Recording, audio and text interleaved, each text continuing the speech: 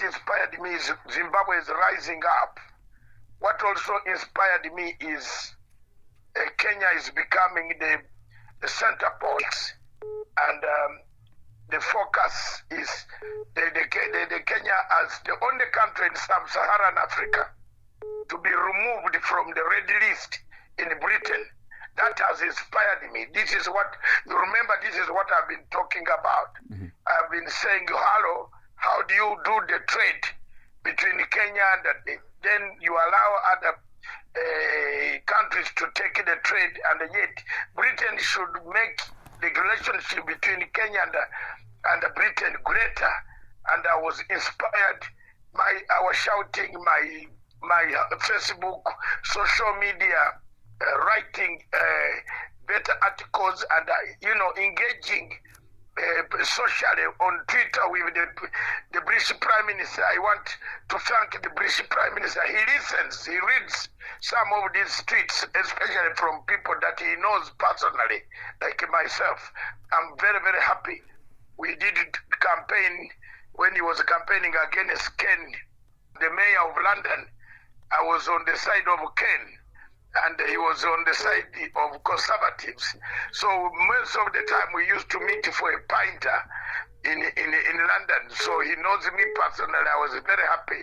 I sent a tweet that said, hello, all African countries have been closed from going into Europe, and especially Britain, and we must make the Commonwealth strong. And Kenya is a part of the Commonwealth, part of the strongest pillar of democracy of the Commonwealth. Therefore, I think people listen to us. The only problem is that we are not listened to by our fellow black people. First of all, we want to separate two things. I want to make it categorically clear that any ruling, any suggestions, any advisory note coming from the ICJ will tamper with the peace, tranquility that is in the Indian Ocean. That point must be taken seriously under the United Nations Security Council, under Chapter 7 of the United Nations, under the United Nations Charter of the Security Council, Chapter 7, Article 39, Article 40, Article 41, Article 42 of the Charter of the United Nations is very clear. Once there is something that one could trigger chaos and war and bring insecurity, the threat to peace, the maritime border dispute between Somalia and Kenya, once the ICJ rules in The Hague anytime this month or next month, if they make a ruling, there will be tension in the Indian Ocean. Whichever way it goes, whichever adversary note you'd like to make, it should not come now. There is a mechanism for deferral.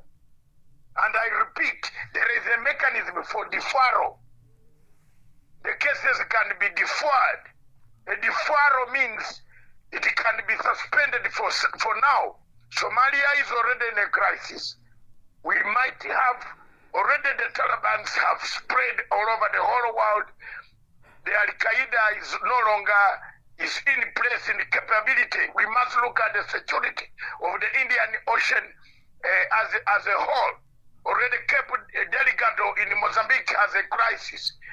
So we shouldn't allow something that can trigger another crisis in the Indian Ocean. It's my opinion. You can like it or you don't like it. I don't care. I studied the subject and I'm capable of telling anyone in the world to challenge me that a UN Security Council sits and watches a crisis developing through the courts. The Secretary General is the general manager of the ICJ and the ICC. He controls, they pay. It is the UN that pays those judges. It's the UN that pays that court existence.